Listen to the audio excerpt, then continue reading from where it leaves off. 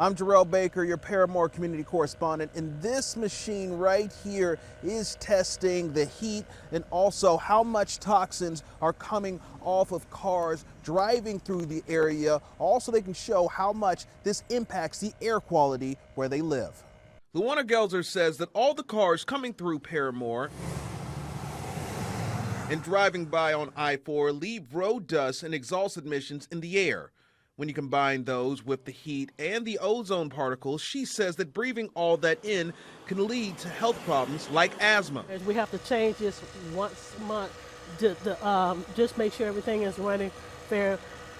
This is the meteorological one to gather the heat, and this is what it brings it in. Thanks to a $500,000 federal EPA grant, she and the coalition of 100 black women of Central Florida are placing more of these $50,000 machines around Parramore and 13 other communities. When it's hot, if one goes up and you see a lot of cars, this is contributing to this factor. To track those toxins and prove that there's pollution in their airways. We're trying to make sure the community knows when to be outside and when not to be outside. Gelzer says that her team all received training to read and set up the equipment.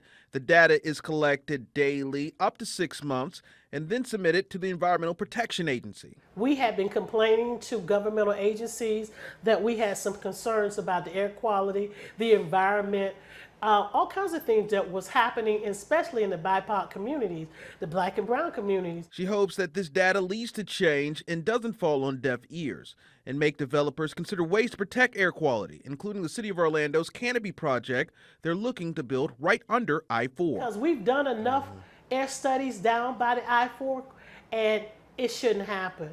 And I would not want anybody to have their children or their elderly family members down there to participate in such activities. Gelzer says that they have 4 machines set up already. They're planning to wrap up their studies within the next 2 years. In Parramore, Jarrell Baker, News 6.